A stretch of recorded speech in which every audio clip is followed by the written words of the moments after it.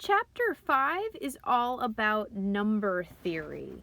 The first section of Chapter 5 deals with prime and composite numbers. It also talks about divisibility rules. Please keep in mind for this entire chapter, as well as for the entire course, you are welcome to use a graphing calculator. You can use it on the tests, on the MyMathLab homework, and quizzes. If you do not already own a graphing calculator, I know they're expensive, so what you could do to save money is on test days, swing by the Math Tutoring Center or library at any Valencia College campus, and you can check out a graphing calculator for free, yay, for a couple hours. You just need your student ID card. On non-test days, when you're just doing the MyMathLab homework or MyMathLab quizzes at home, you can download and use an app for your phone. Again, this is only for those people that do not already own a graphing calculator. I'm just trying to save you a little bit of money here. So if you have an Android phone, what's cool is the app is completely free anyway, so why not at least try it? It's called Wabbit Emu. It's all one word, is what you would search for. WABBITEMU. The picture for the app is a bunny rabbit in front of a graphing calculator. You download it, and then when you open the app for the first time, it'll give you a whole list of Texas Instrument, or TI is the abbreviation for that, graphing calculators to choose from. I would recommend any 84. It does not matter if you want the special edition or not. So I would recommend Android users pick any TI-84 and you'll be good to go. For those of you that have an iPhone, it is not free because it's Apple, right?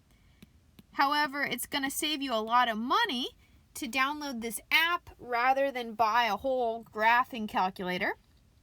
So the name of the app on the iPhone is Graph.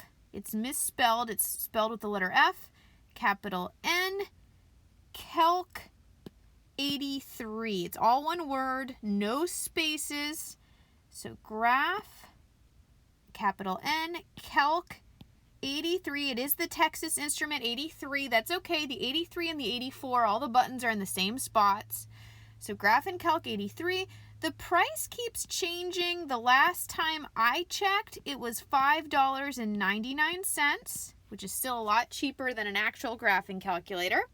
I have seen it some semesters as low as 99 cents. So either way, it's just a one-time fee. It's not like a monthly fee for this calculator, Graphing Calc 83. And what's nice is with either app, it gives you great practice at where the buttons are located on the actual graphing calculator. So if you do have to check out a graphing calculator from Valencia for test day, you know where all those buttons are located. There are no surprises there. All right, so keeping that in mind, let's get started with this very first section here of Chapter 5.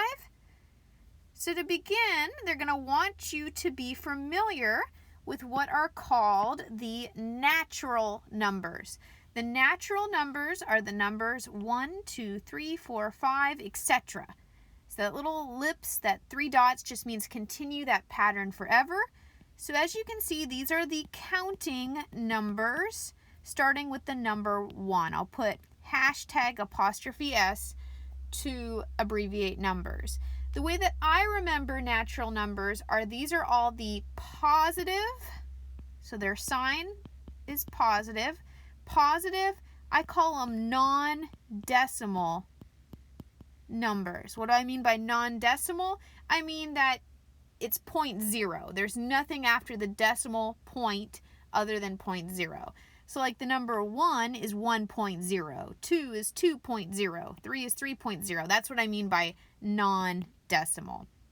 So any number that's a positive sign, that's a non-decimal number, that is considered to be part of the set of natural numbers. And that is how we show a set, by the way, in math, is we use these little curvy brackets. It's the set of the counting numbers. So looking at this set, 100 would be considered a natural number. It's a positive number and it's a non-decimal, and that I could rewrite it as 0.0, 100.0. Similarly, 1,000 is also a natural number. It's a positive non-decimal number. However, the number 0 is not a natural number. 0 has no sign to it, and we only want to look at the positive numbers. This means any negative number is not a natural number. So like -2. -2 is not a natural number either. So only those positive counting numbers that begin with 1 would be considered a natural number. They also want you to be familiar with the definition of divisible by. So we would say that if A and B are natural numbers, so let's take any two natural numbers, we'll call them A and B.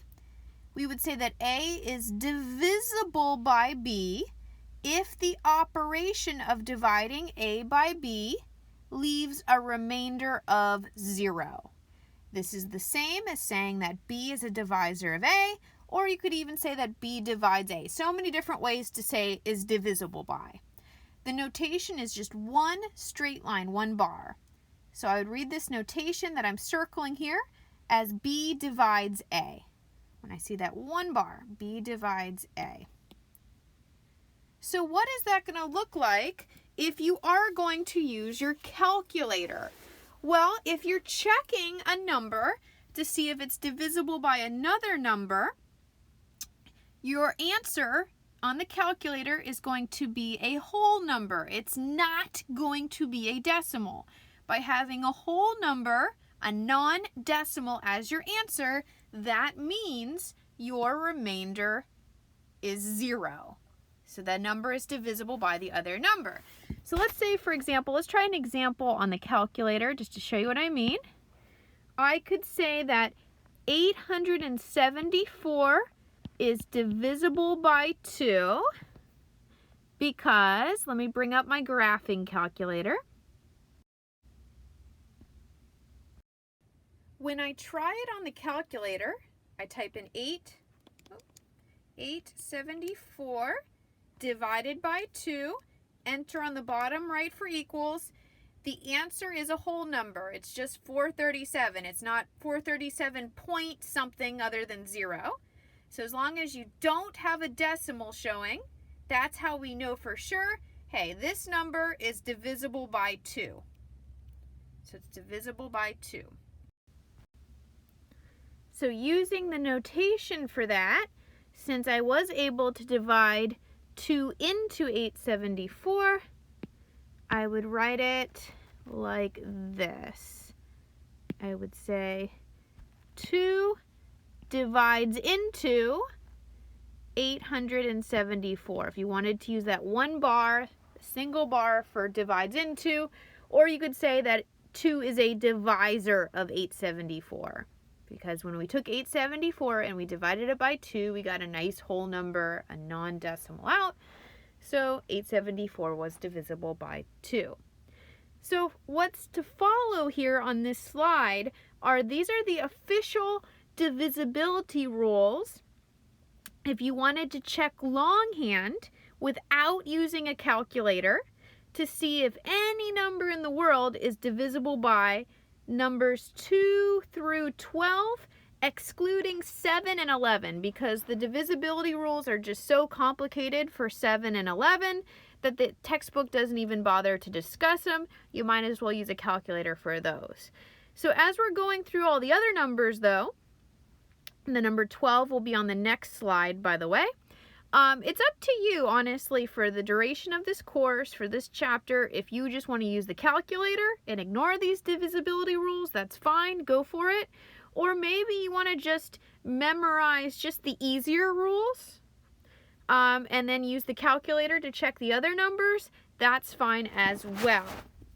So, for the first number, How do we know if a number is divisible by 2? Well, it's pretty easy to check.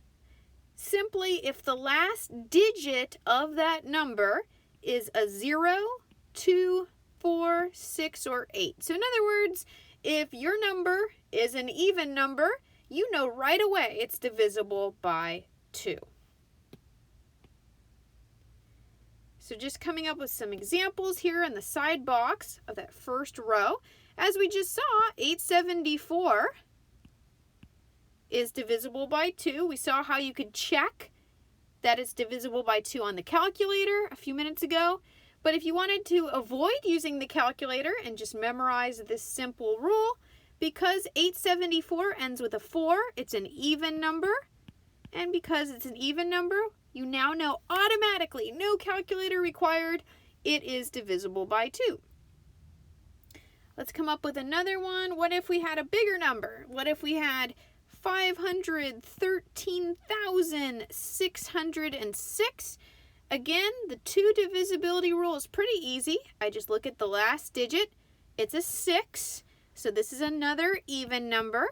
So this would be another number automatically that's divisible by 2.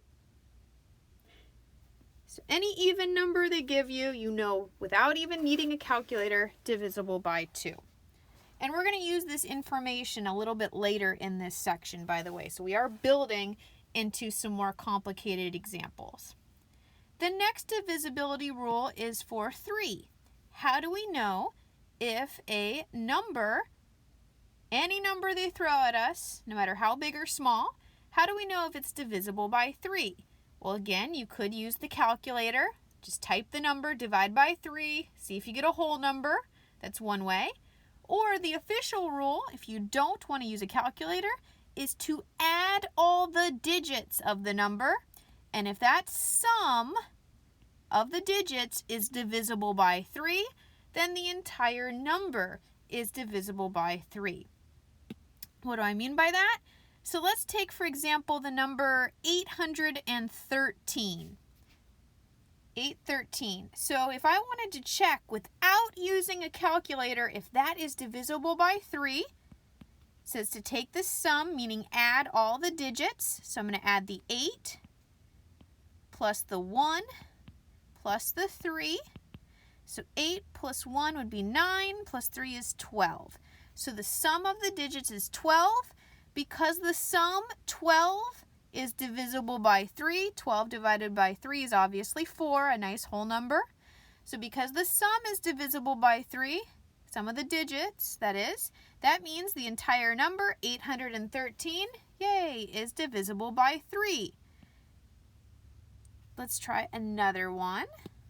What if we had the number 1032 and you wanted to check if this big old number is divisible by 3 without using a calculator? Again, the rule is to add the digits. So when I add the 1 plus the 0 plus the 3 plus the 2, all the digits together, 1 plus 0 is 1, plus 3 is 4, plus 2 is 6. That sum, 6, is divisible by 3, because 6 divided by 3 gives the whole number, obviously, of 2. So we get a nice whole number, meaning remainder 0, so it's divisible by 3. So that must mean 1032 is also divisible by 3. So let me erase and rewrite all these examples a little bit neater so I have some room to fill in the rest of the chart. So divisible by 2, we had 874, 513,606 is our examples. Divisible by 3, we had 813, and 1032 is our examples.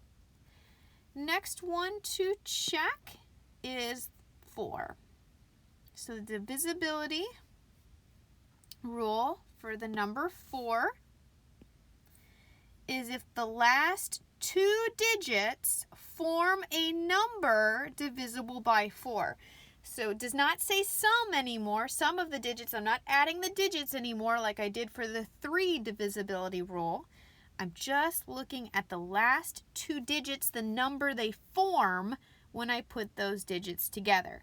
What do I mean by that? So let's say, for example, I have the number 712, and I want to check to see if that's divisible by 4. We hone in on the last two digits. So the last two digits form the number 12. 12 is divisible by 4 because 12 divided by 4 is a nice whole number 3. It's not a decimal. Remember, divisible means you get a non-decimal answer or a remainder of 0. So since the last two digits form a number divisible by 12, or divisible by 4, divisible by 4, the number is 12, that's divisible by 4. That means the entire number 712 is divisible by 4. Here's another example. 816. Again, I want to check, is 816 divisible by 4? Well, I look at the last two digits. It forms the number 16. 16 is divisible by 4, divides it evenly. So therefore, 816, that entire number must be divisible by 4. Now, if you're going, I am not feeling this rule, remember, you could always just throw it into the calculator, take 816, divide it by 4 on your calculator, and you're going to get an answer of 204. So because you get a nice whole number answer, there's no decimal other than 0.0, that means the remainder is 0, so 816 is divisible by 4. The next rule is the divisibility for 5. So in order to be divisible by 5, this is a nice easy one to remember. The number ends in 0 or 5. So if your number, no matter how big or small it is, ends in 0 or 5, you know automatically, no calculator required, it must be divisible by 5. So for example, 30. Since the number 30 ends with a 0, it must be divisible by 5. Also, here's another random example, 875. Again, this one ends in 5, so it must be divisible by 5. The next divisibility rule is for the number 6. So 6 is a combination of prior rules.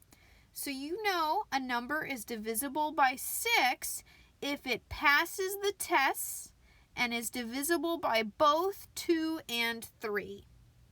So let's say, for example, I look at the number 1032.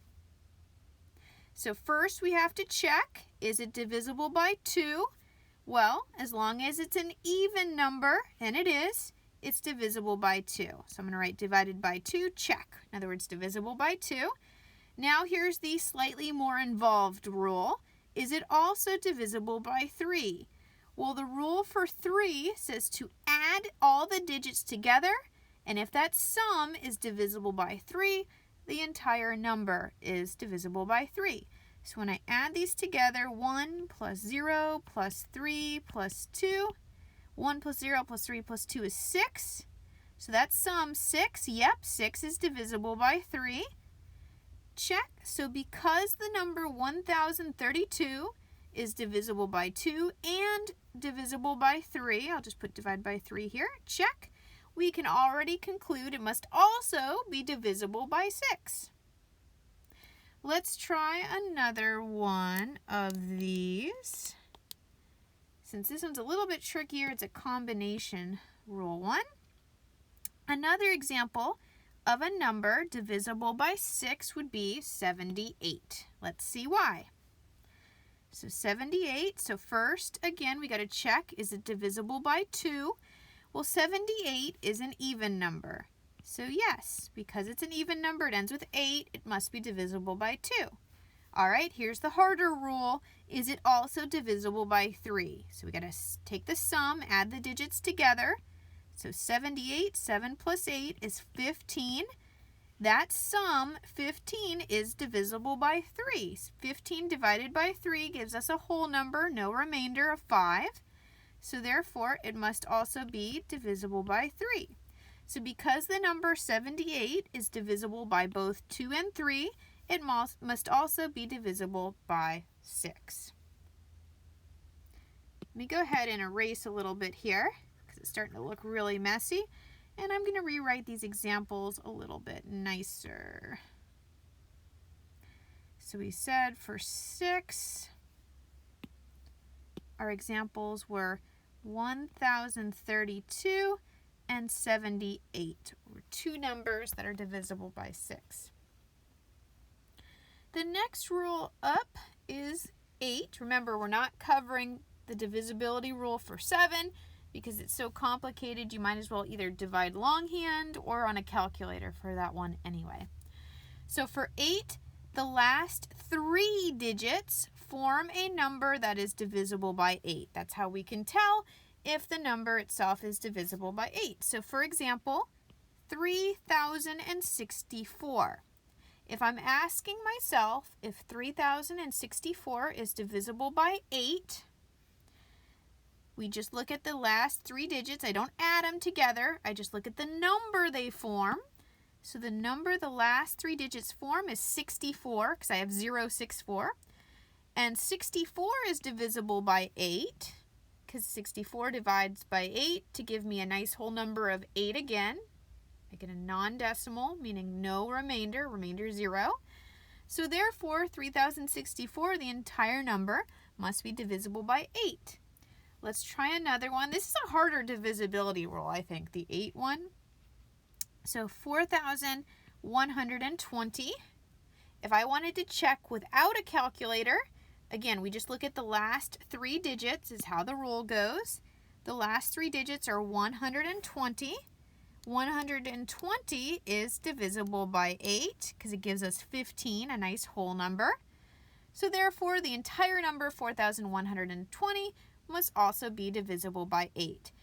Since this is a more complicated rule, you might just want to use a calculator, a graphing calculator. That's fine. Keep in mind, you're just seeing, do I get a whole number with a remainder 0 out? If so, it's divisible by 8. So just as a quick reminder, if you wanted to just use the calculator, if I wanted to test that same example, 4120, if it's divisible by 8, I just type that in, 4120 divided by 8, enter on the bottom right corner for equals, and because I get a nice whole number, a non-decimal, it's just 515, it's not 515 point something other than 0. So when I get a whole number out, that means the remainder is 0. So yes, 4120 is divisible by 8. Just to show you what it would look like if it was not divisible by a certain number, let's try 7. So 4120, if I divide by 7, see how I get a decimal out? So if I have a decimal, that means that there is some sort of a remainder other than 0. So 4120 is not divisible by 7, but it is divisible by 8.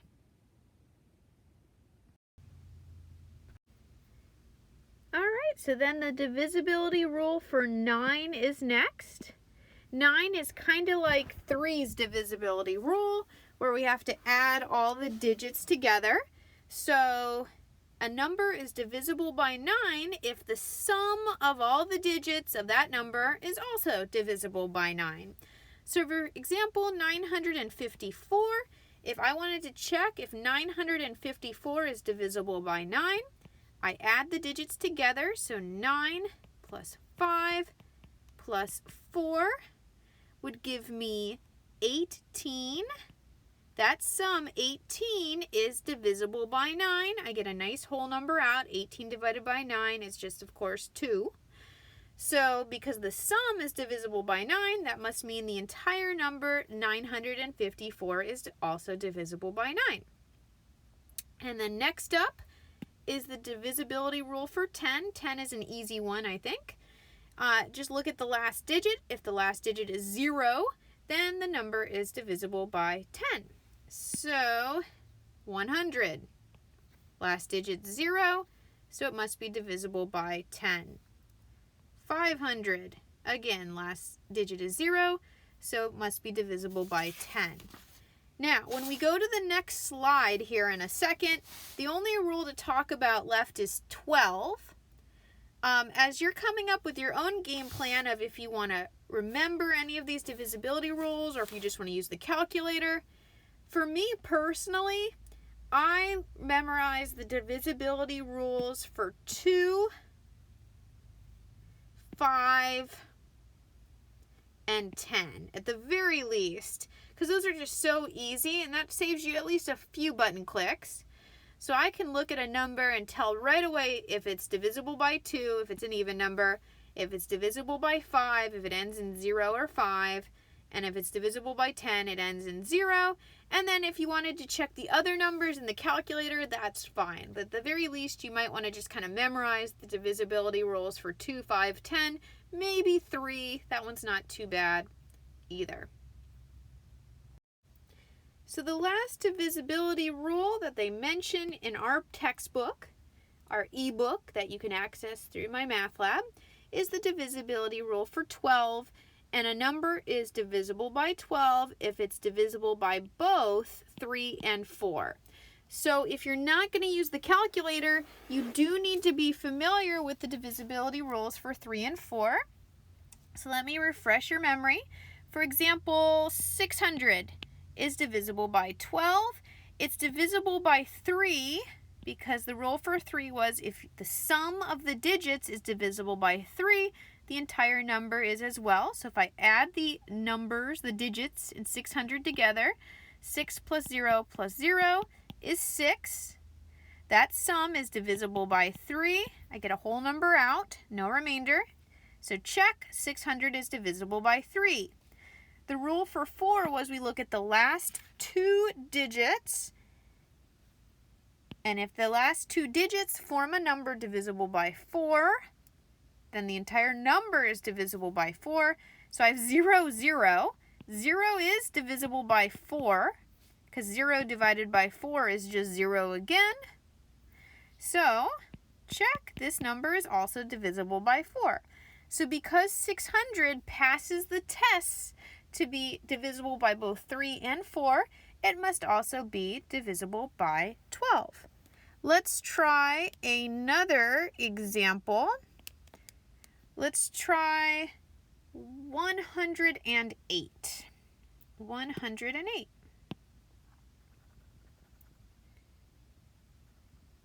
So 108. First, we got to see, is it divisible by 3? So add the digits. 1 plus 0 plus 8 gives me 9. Yep, that's sum.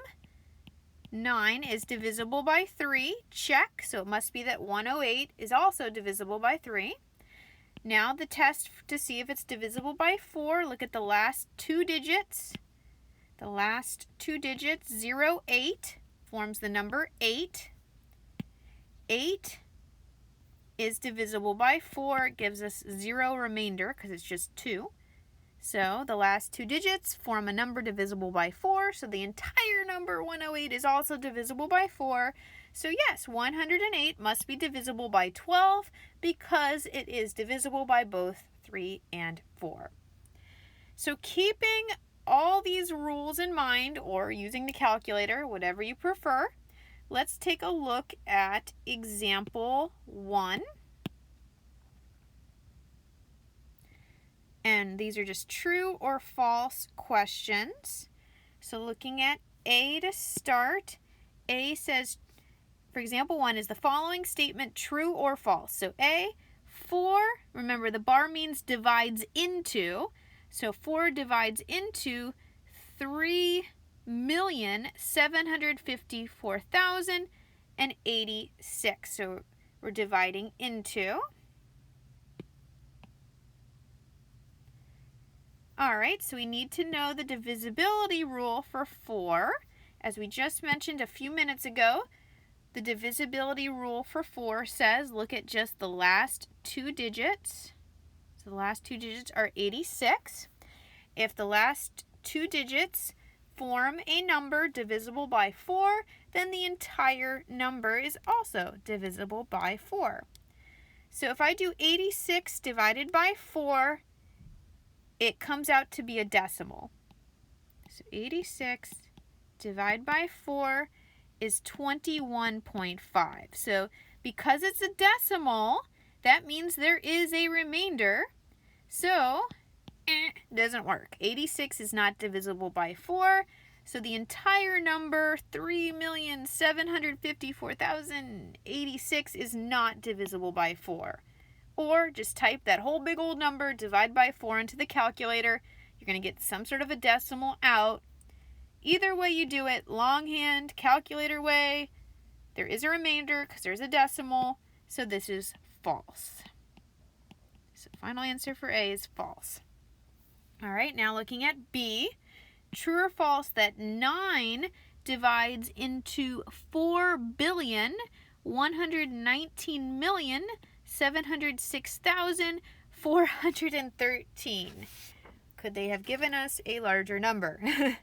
So the divisibility rule for 9 is to add the digits together, and if the sum of the digits is divisible by 9, then the entire number is divisible by 9. Or just throw it into your calculator if you don't want to mess with the divisibility rules. So doing it longhand, when I add the digits of this number, we have 4 plus 1 plus 1 plus 9 plus 7 plus 0 plus 6 plus 4 plus 1 plus 3. So using the divisibility rule, you would add all those digits together. And when you add those digits together,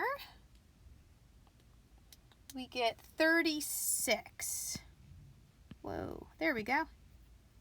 36 is divisible. The sum of the digits is divisible by 9. It gives you 4, a nice whole number. So that means that the entire big old 4 billion number there is also divisible by 9. Or put it into the calculator and you would see that you get a nice whole number, not a decimal out, meaning remainder 0. So this is a true statement. So I'm going to erase just to form a little bit of room here. There we go. So the final answer to B is true. Next up, C, so this is all example 1 still. C says, does 8 divide into 48,324? Now the divisibility rule for 8 was kind of a longer one, so again, you might want to just throw it into the calculator. The divisibility rule for 8 was if the last 3 digits form a number that is divisible by 8, then the entire number is divisible by 8. So the last 3 digits are 324. And if I do 324, and if I try to divide that by 8, it gives me a decimal of 40.5. Not a nice whole number. So, because I get a decimal, 324, the last 3 digits, are not divisible by 8, which means the entire number is not divisible by 8. So this is going to be false for C.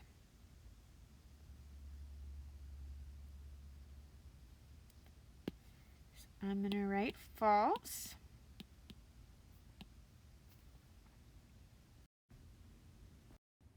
If you are just using the calculator and you're not using the divisibility rules, that's fine. So that same example in the calculator, we were testing 48,324, and we wanted to see if it was divisible by 8, and see how I get a decimal 0.5. So I have something besides 0.0 in the decimal part. So therefore, I do have a remainder. So that's why the answer was false. This is not divisible by 8. And last part of example 1, still true or false. So part D, does 6 divide into that 48,324 number? So the divisibility rule for 6 was For a number to be divisible by 6, it needs to be divisible by both 2 and 3. So we got a test for both numbers. So 48,324. Is it divisible by 2? Yes, because it ends in 4, meaning it's an even number. So any even number? Yes, divisible by 2. Now let's check. Is it divisible by 3? Well, we add the numbers together and see if the sum is divisible by 3. That means the entire number is divisible by 3.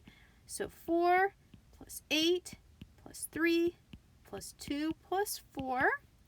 So let's see. 4 plus 8 is 12, plus 3 is 15, plus 2 is 17, plus 4 is 21. Yeah, that sum, 21, is divisible by 3 because you get just 7, a nice whole number out. So this is true for D. Because 48,324 is divisible by both 2 and 3, it must also be divisible by 6. So moving on, a prime number is any natural number, which we said on the last slide is a counting number. A prime number is a natural number greater than 1 that has only itself and 1 as factors. So in other words, if you're looking at any number in the world bigger than 1 that is only divisible by itself and 1, that can be classified as a prime number. So I'll put EX for example. So for example, the number 3. 3 is only divisible by itself and 1, so 3 is a prime number. Also 2. So I'll put 2, 3. 2, it's bigger than 1. And it's only divisible by itself and 1. 4 is not prime because 4 is also divisible by the number 2. So 2, 3, 5 is a prime number. It's bigger than 1 and it's only divisible by itself and 1. So these are just some examples of many. Let me rewrite this a little bit nicer. But we said 2, 3, and 5 are all examples of prime numbers. What about 6? 6 is not prime because besides being divisible by itself and 1, the number 6 is also divisible by 2 and 3. So all those numbers bigger than 1 that are not prime must be what we call composite numbers. So a composite number is a natural number greater than 1 that is divisible by a number other than 1 and itself. Please notice that 1 is not a prime number and it is not a composite number. For both of these definitions, we're talking about the counting numbers bigger than 1. So 1 is not prime, nor is it composite. So some examples of composites, well, we said, again, I'll put EX for example, the number 4. 4 is bigger than 1, and it's divisible by more than just itself and 1. 4 is also divisible by 2, so it's composite. 6 is another composite number. It's divisible by more than itself and 1. It's also divisible, we said, by 2 and 3. So we're going to use all this vocab and this information for the next few examples to find something called the greatest common divisor, which we abbreviate as GCD in math. And just keep in mind that greatest common divisor, all that means is what's the largest number that divides into the given numbers. So whenever they say find the GCD, the greatest common divisor, it's the largest number that divides into the given numbers in the question. So example 2, find the greatest common divisor of 24 and 40. So for these examples, there are 2 different ways you can get the correct answer. You could logically think it out, especially if the numbers aren't so bad, like in example 2 here. And you could go through in your mind or on a calculator all the numbers that divide into both 24 and 30. So as I think about that, obviously 1 divides into both of those numbers because 1 divides into any numbers in the world. They're both even numbers, 40 and 24, so 2 must divide into both of them. The number 4 divides into 24 and 40. But as I guess and test my way through all the numbers from 2 through 12, whether in my mind or using those divisibility rules we already talked about, you would see eventually that 8 is the largest number that divides into 24 and 40. So the GCD in the final answer is simply 8. So that's option 1, is to kind of guess and test either in your mind or on a calculator and try to figure out the biggest number that goes into those numbers that the question gives to you. However, if you want a more consistent way to get the right answer, especially because the My Math Lab can give you some really yucky numbers to work with, option 2, another way to get the right answer, is what I'm going to show you here in a second. But option 2, you're going to draw a prime factor tree for the given numbers to begin. So this will be step 1. To find the GCD, this method will always work. So I want to find the GCD of 24 and 40, so I'm going to draw a factor tree for both numbers, prime factor tree. So let's start with 24. So to begin any factor tree, you want to pick any pair of numbers that when multiplied together gives you back 24 other than itself and 1. So you could pick 3 and 8, you could pick 6 and 4. It honestly doesn't matter. You're still going to get the right answer as long as it's something other than itself and 1. So I'm going to go with 3 and 8 gives 24. You could even use 2 and 12, by the way. And then circle once every branch ends with a prime number. So what was prime number? A prime number is only divisible by itself and 1. So 3 is a prime number. Once your branch ends with a prime number, a circled prime number, that branch is done. Now 8 is not prime, it's composite because it does break down further. So let's keep going with 8. So 8 breaks down into 4 and 2, 4 times 2. 2 is prime, so that branch is done. 4, however, breaks down into 2 and 2. So we only care about the prime numbers that I've circled here. You know you're done with the tree when every branch ends with a circled prime number. Now let's get a factor tree going for 40. So 40, again, pick any pair in the world other than itself and 1. That gives you 40. So you could use 4 and 10 or 8 and 5. I'm going to go with 8 and 5. 5 and 8. So 5, that branch is done because it's prime. It's a prime number. 8 breaks down further. It's a composite number. So that's going to go to 2 and 4. 2 is prime, so that branch is done. 4 is a composite number. It goes down further into 2 and 2. There we go. So now that tree is done because every branch of the tree ends with a prime circled number.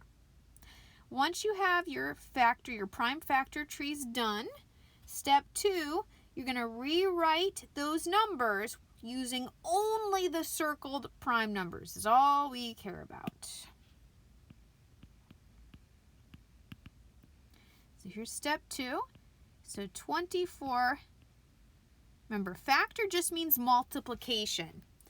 So I'm going to rewrite it as a multiplication problem. So looking at just the circled numbers of 24's tree, so sorry 8 and 4, I don't care about you. I have 3 2's, so it's 2 times 2 times 2, and I also see a 3 here. So I can rewrite the number 24 as the factors 2 times 2 times 2 times 3. And if you're not sure if you've done it correctly, put it in a calculator. 2 times 2 times 2 times 3 is 24. Now let's rewrite 40 as well. So again, I only care about the prime circled numbers, so don't care about 8 or 4. So if I look at the circled numbers of the 40 tree, I have 3 2's again, 2 times 2 times 2, and I also have a 5. I'm going to erase just to create some room, but the whole point of doing these prime factor trees is to rewrite the numbers as multiplication of those prime numbers. So now the last step, it's just a 3-step problem when you find the greatest common divisor this way. is to circle the matches and multiply those matches together. So where were the matches with the prime factors? Well, 24 and 40, the matches were, we had a match with these 2's, and for every match, you're going to throw down that number once. So I had a match of 2's there, times, I had another matching pair of 2's, times another matching pair of 2's. Those are the only matches, were 3 2's, and you multiply the matches together. So 2 times 2 times 2 is 8. Only care about the matches, so don't care about the 3 or 5. So 8 is the final answer. And again, for every match of factors, of prime factors, between these numbers, we only use one of that number. So there were 3 pairs of 2's that matched, so I times 3 2's together. The last example for this section, example 3, shows how a word problem in the My Math Lab might phrase greatest common divisor. So it says a choral director needs to divide 192 men and 288 women into all male and all female singing groups so that each group has the same number of people. What is the largest number of people that can be placed in each singing group? So whenever in any of these word problems in this chapter, you see the phrase largest number, they're asking you to find the largest number, really that means they want you to find the GCD, or the greatest common divisor. So what's the biggest number that divides into 192 and 288? These numbers are not so nice, so I'm going to use the 3-step process we just used in example 2 yet again. So we said to find the GCD, a way that always works is step 1. We're going to draw those prime factor trees for the 2 given numbers. So 192 and 288. 192 is even, so it must be divisible by 2. So either in your head or calculator, if you take 192 and you divide by 2, we see that it's 2 times 96. 2 is prime, so that branch is done. 96 is a composite number. It will break down further. 96 is even, so you could divide by 2 again. Or I see the sum of the digits, 9 plus 6, 15, is divisible by 3, so 96 is also divisible by 3. So I'm going to use point being 3 and 32 gives me 96. So 3 is prime, so that branch is done. 32 keeps going, so 32 is 2 and 16, or you could do 4 and 8. The 2 branch is done. 6 is 4 and 4. 4 and 4. Each of the 4's breaks down into 2 and 2. See if I have enough room here. I'm running out of room on this slide because I have a big toolbar on the bottom of my screen. So pretty much I'm going to rewrite 192 so I can erase this tree. But remember, in step 2, the whole purpose of drawing these trees is to rewrite the number as multiplication of just the circled prime numbers. So I have 1, 2, 3, 4, 5, 6 2's. 1, 2, 3, 4, 5, 6. And I also have a 3. So 2 times itself 6 times 3. So erasing to create some room here. Now we need to do a factor tree for 288. 288, pick any pair other than itself and 1. So I'm going to use 12 times 24 gives me 288. You can pick another pair because you're going to end with the same exact prime numbers as me. Just so we get those prime numbers is all we care about going into step 2. So 12, I'm going to break it down into 2 and 6. So the 2 branches done, and 6 is of course 2 and 3. So those branches are done. 24, I'm going to use 3 and 8. So the 3 branch is done, and 8 is 2 and 4, and 4 is 2 and 2. There we go. So 288 in step 2, looking at just the circled prime numbers. Let's see, we have 1, 2, 3, 4, 5 2s. 1, 2, 3, 4, 5, and we also have 2 3s. So we use the prime factor trees, get just the prime numbers. If you want to check your answer, type the multiplication of the prime factors into a calculator, and you'll see we do get back 288 and the 192. Now I'm going to erase, so step 1 is done. That was the prime factor tree step. So step 2 is also done. Rewrite the 2 numbers they gave to you as prime factors, meaning multiplication of the prime numbers. And now the fun step, step 3, all we care about are the matches. So where do these factors match? They match at 1, 2, 3, 4, 5 2s, and we throw down 1 to represent each matching pair. So 1, 2, 3, 4, 5 2s they match at. I write down the same number where they match at, so they matched at 5 2s, and they also match at 1 3, so times a 3 as well. So I'm going to do 2 times 2 times 2 times 2 times 2 times 3, and when I multiply that out, that gives me 96 for the final answer. So just ignore wherever the factors did not match at, multiply the matches together, and you get 96 as the final answer here for example 3.